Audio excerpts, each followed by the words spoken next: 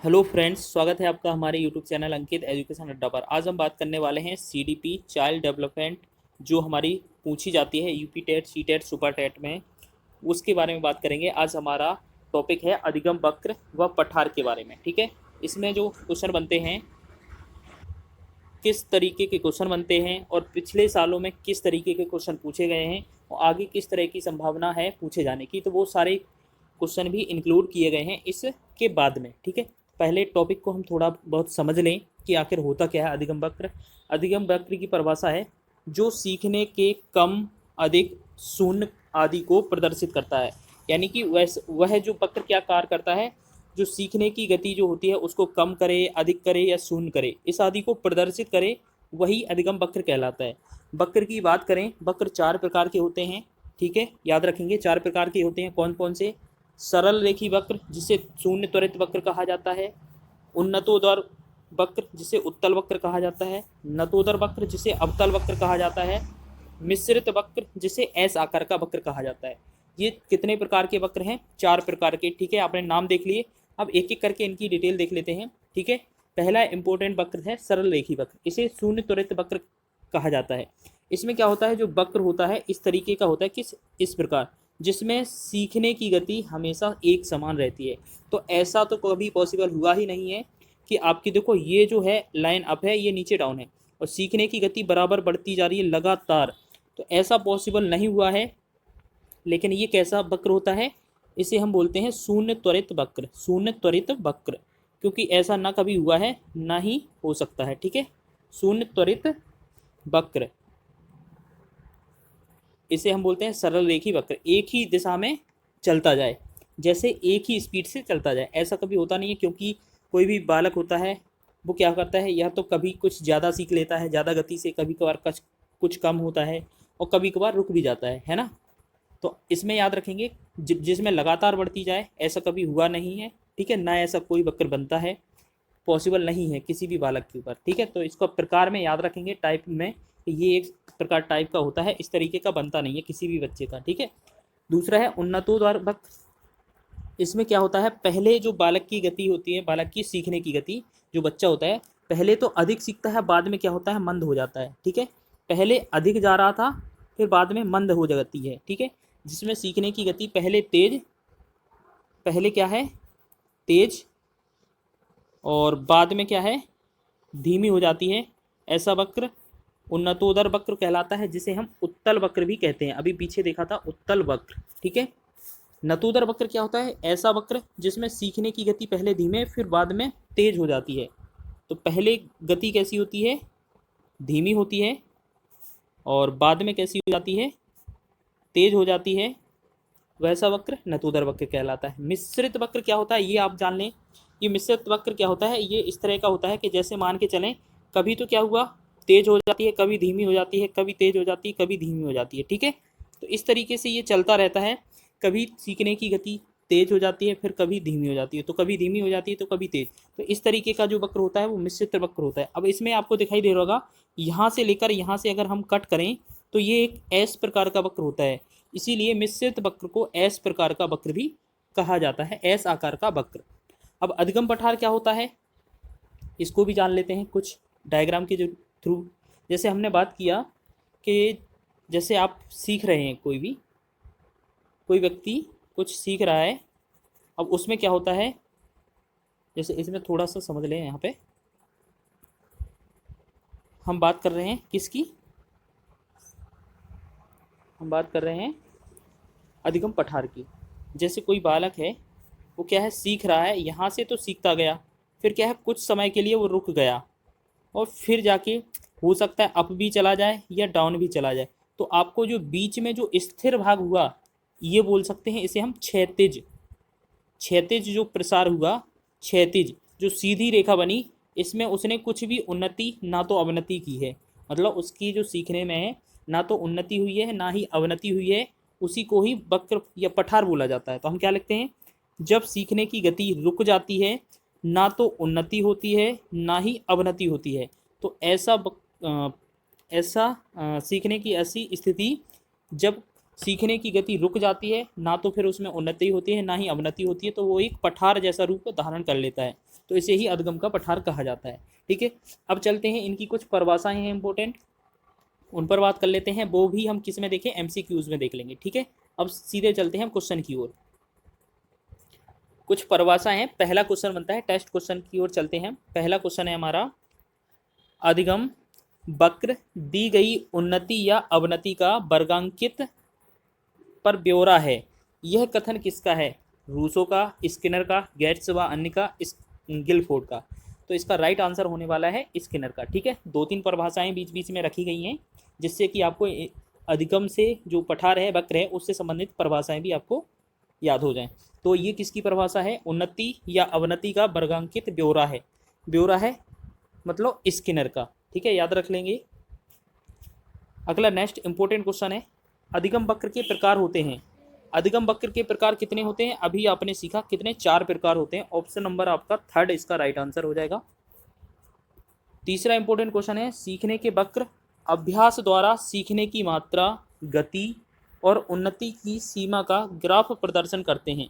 ये परिभाषा किसने दी है? स्किनर ने, नन ने, गेट्स व अन्य ने या रूसो ने। ठीक है, तो इसकी परिभाषा ये किसने दी है? राइट आंसर है हमारा ऑप्शन नंबर 3, गेट्स व अन्य ने यह परिभाषा दी है। आपको इसको कवर कर लेना है। ठीक है, याद कर लेना है, 2-3 परिभाषा ही हैं। चौथा इंपॉर्टेंट क्वेश्चन है, शून्य त्वरित वक्र क्या होता है? शून्य त्वरित वक्र क्या होता है? जब आपकी सीखने की गति एक समान हो। ठीक है, और ऐसा कभी हुआ नहीं है, तो एक कौन सा होता है? एक ही रेखा में जा रहा है, सरल रेखीय वक्र। सरल रेखीय वक्र, ऐसा कौन सा वक्र होता है? सरल रेखीय वक्र होता है, जिसे बोलते हैं हम शून्य त्वरित वक्र। एक ही दिशा में गति जा रही हो, सीखने की गति एक ही जैसी हो, तो शून्य त्वरित वक्र कौन सा होता है? विकल्प फर्स्ट वाला आंसर हो जाएगा, सरल रेखीय वक्र। ठीक है, नतोदर वक्र को क्या बोला जाता है? अवतल बोला जाता है, जिसमें पहली गति धीमी बाद में तेज हो जाती है। उन्नतोदर वक्र को क्या बोला जाता है? उत्तल बोला जाता है। ठीक है, जिसमें पहले तेज होती है बाद में धीमी हो जाती है। मिश्रित वक्र को ऐसा आकार का वक्र बोला जाता है, इसमें अवतल और उत्तल दोनों का मिश्रण होता है। ठीक है, अब 5वां क्वेश्चन है, ऐसा वक्र जिसकी गति लगातार बढ़ती रहती है। देखो लगातार किस में बढ़ती रहती है? हमने आपको बताया था कि बिल्कुल एक ही दिशा में, इसी दिशा में बढ़ती है। इसे हम बोलते हैं सरल रेखीय वक्र, या हम बोल सकते हैं शून्य त्वरित वक्र। तो सरल रेखीय वक्र इसमें कौन सा ऑप्शन है? First, second, third, fourth. चौथा आंसर इसका दिख रहा है हमें, चौथा ऑप्शन सही हो जाएगा, सरल रेखीय वक्र। नतोदर वक्र को क्या बोला जाता है? अवतल, अभी बताया ना। मिश्रित वक्र ऐसा आकार का होता है। उन्नतोदर वक्र क्या होता है? उत्तल होता है। ठीक है, याद रखेंगे। अगला इंपॉर्टेंट क्वेश्चन है, ऋणात्मक वक्र कौन सा होता है? ठीक है, ऋणात्मक वक्र कौन सा होता है? ऋणात्मक वक्र का मतलब होता है, पहले गति क्या होती है? तेज होती है, बाद में धीमी। तो पहले तेज होती है, बाद में धीमी, इसका वक्र होता है उन्नतोदर। उन्नतोदर, इसे हम बोलते हैं उत्तल वक्र। तो ऑप्शन जो भी मिलेगा हमें वही आंसर लगा देना है। नतोदर, उन्नतोदर, मिश्रित, सरल रेखीय वक्र। देखो उन्नतोदर ऑप्शन नंबर दूसरा इसका राइट आंसर हो जाएगा। इसे ही हम क्या बोलते हैं? उत्तल वक्र। ठीक है, और इसे बोलते हैं ऋणात्मक वक्र। नतोदर वक्र को फिर क्या बोला जाएगा? इसको धनात्मक वक्र बोला जाएगा। जब इसे ऋणात्मक बोला जाता है तो इसे धनात्मक बोला जाएगा। और धनात्मक का मतलब क्या है? जो पहले धीमी और बाद में तेज हो जाती है। मिश्रित वक्र का नाम ऐसा आकार का है। ठीक है, सरल रेखीय वक्र को शून्य त्वरित वक्र कहा जाता है। आपको ये 1-2 बार इसलिए बता रहे हैं क्योंकि आपको सिर्फ विकल्प की मदद से ही आपको सारे क्वेश्चन के आंसर हो जाएं याद। 7वां क्वेश्चन है, ऐसा वक्र जिसमें पहले सीखने की गति तीव्र बाद में धीमी हो जाती है। तो आपको बताया था पहले तेज बाद में धीमी हो रही है, ये वाली स्थिति किस में आती थी? उन्नतोदर वक्र में। उन्नतोदर वक्र में आती है। तो उन्नतोदर वक्र को क्या बोला जाता है? उत्तल वक्र बोला जाता है। तो आप देख लीजिए, शून्य त्वरित वक्र, नतोदर वक्र, उन्नतोदर, मिश्रित वक्र। तो आपका ऑप्शन नंबर 3 इसका राइट आंसर होने वाला है। ठीक है, बाकी सबकी डिटेल हमने पीछे पढ़ ही ली है। 8वां क्वेश्चन है, अवतल वक्र कौन होता है? अवतल वक्र का मतलब है पहले सीखने की गति धीमी बाद में तेज हो जाती है, इसे हम अवतल वक्र बोलते हैं। ठीक है, या हम बोल सकते हैं नतोदर वक्र भी बोल सकते हैं। नतोदर, और नतोदर के साथ साथ हम बोल सकते हैं धनात्मक वक्र। तो आपको विकल्प में उन्नतोदर, नतोदर, मिश्रित, अधिगम आपको मिल गया है। ऑप्शन नंबर 2 इसका राइट आंसर हो जाएगा। ठीक है, आपने देख लिया, उन्नतोदर वक्र को उत्तल बोला जाता है या तो ऋणात्मक बोला जाता है। मिश्रित वक्र को ऐसा आकार का बोला जाता है। अधिगम पठार होता है वो क्षैतिज रेखा का प्रसार होता है। क्षैतिज रेखा में प्रसार होता है जिसमें ना तो सीखने की गति उन्नति में बदलती है ना ही अवनति में, बिल्कुल एक जैसा रहता है। ठीक है, आगे बढ़ते हैं 9वें क्वेश्चन की ओर। उत्तल वक्र कौन सा है इनमें से? आपने उत्तल देखा था, उत्तल पहले तेज तीव्र बाद में धीमी हो जाती है, इसे बोलते हैं उत्तल। उत्तल को बोला जाता है उन्नतोदर, उन्नतोदर वक्र। तो ऑप्शन कौन सा है? ऑप्शन नंबर 4 इसका राइट आंसर हो जाएगा, ऑप्शन नंबर 4। बढ़ते हैं अगले क्वेश्चन की ओर। 10वां क्वेश्चन है, ऐसा वक्र जिसमें पहले सीखने की गति धीमी बाद में तीव्र हो जाती है। आपने देखा पहले धीमी बाद में तीव्र हो जाती है, ये वाला वक्र कौन सा होता है? अवतल वक्र होता है। अवतल को बोलते हैं हम धनात्मक वक्र या बोलते हैं नतोदर वक्र, नतोदर वक्र। तो हमारा विकल्प कौन सा है? ऑप्शन नंबर फर्स्ट इसका राइट आंसर हो जाएगा, नतोदर वक्र। ठीक है, बाकी आगे बढ़ते हैं आगे क्वेश्चन की ओर। एस आकार का वक्र कौन सा है? आपको 11 का क्वेश्चन कमेंट करके आंसर बताना है कि 11वीं का क्वेश्चन का आंसर क्या बनेगा। ठीक है, क्योंकि ये काफ़ी बार हमने डिटेल समझा दी है इसकी, कौन सा होगा, मिश्रित वक्र होगा, नतोदर होगा, उन्नतोदर होगा या सरल रेखी वक्र होगा। ठीक है, 11वां क्वेश्चन आपके लिए है। आगे बढ़ते हैं 12वें क्वेश्चन की ओर। 12वां क्वेश्चन क्या है? पठार क्षैतिज प्रसार है जिसमें सीखने में उन्नति का प्रत्यक्ष बोध नहीं होता है, प्रत्यक्ष बोध नहीं होता है। यह कथन किसका है? रॉस महोदय का, रूसो महोदय का, स्किनर का या नन का? तो इसका राइट आंसर होने वाला है ऑप्शन नंबर 3। ये किसका है? स्किनर का। ठीक है, ये किसकी है? अधिगम पठार की परिभाषा है। आगे बढ़ते हैं 13वें क्वेश्चन की ओर। 13वां क्वेश्चन है, अधिगम पठार के कारण क्या है? ये जो है आपने देखा पहले क्या है, सीख रहा था बच्चा, फिर एकदम इस तरह से क्षैतिज का प्रसार हो जाता है, ये अधिगम पठार होता है।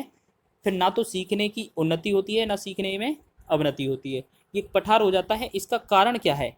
सकारात्मक कार्य, जटिल कार्य, प्रेरणा की प्रचुर मात्रा, सही शिक्षण विधियाँ। देखो सकारात्मक अगर पॉजिटिव कार्य मिलेगा तो उसका ये तो कभी पॉसिबल होगा नहीं, वक्र नहीं बनेगा। प्रेरणा मिलेगी तो भी नहीं होगा, सही शिक्षण विधियाँ मिलेंगी तब भी नहीं होगा। हाँ, अगर आपको कठिन कार्य दे दिया जाए जिसमें आपका मन नहीं लग रहा है तो आप उसमें सीख नहीं सकते हैं। ठीक है, जैसे आपको गुणा आता नहीं है, ठीक है, और आपसे सीधा भाग गुणा आता नहीं है, और जैसे आगे भाग या और कुछ जैसे गुणा वाली भिन्न दे दिया जाए, ऐसा पॉसिबल नहीं है ना,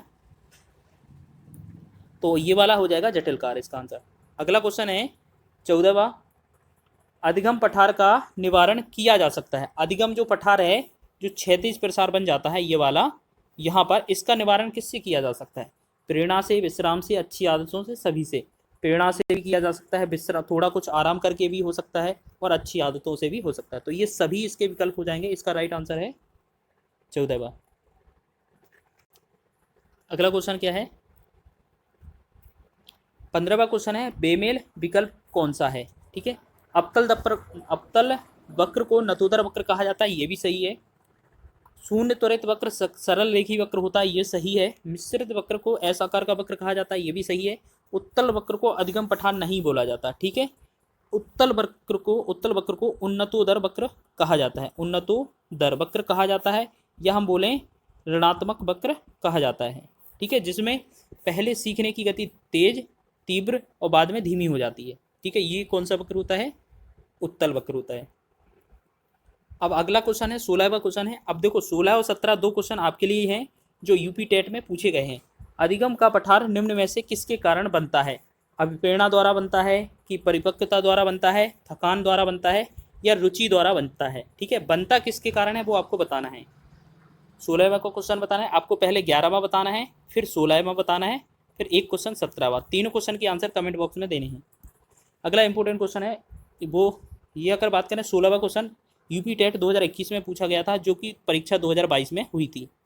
और आगे बात करेंगे जैसे 17वें क्वेश्चन की, ये क्वेश्चन है यूपी टेट 2019 का, 20 में पेपर हुआ नहीं था। ठीक है, 2019 में ये क्वेश्चन पूछा गया था। निम्न में से कौन सा अधिगम का वक्र का प्रकार नहीं है? मिश्रित, नतोदर, उन्नतोदर, लंबवत। ठीक है, तो आपको 11वें क्वेश्चन का, 16वीं का और 17वीं का 3 क्वेश्चन के आंसर कमेंट में देने हैं। ठीक है, इससे आपको पता चल रहा होगा कि यूपी टेट में हर साल एक क्वेश्चन वक्र से जरूर पूछा जाता है, क्योंकि 2021 में भी पूछा है, 19 में भी पूछा है, और प्रीवियस ईयर के इतने सारे क्वेश्चन हमने आपको दिए हैं। ठीक है, आपको आसानी से समझ में आ गया होगा। ठीक है, यदि आप हमारे चैनल पर नए हैं तो प्लीज़ आप हमारे चैनल को सब्सक्राइब कर लीजिए, साथ ही बेल आइकन को प्रेस कर लीजिए, जिससे कि नई वीडियो की नोटिफिकेशन आपको प्राप्त हो जाए। मिलते हैं नेक्स्ट वीडियो में।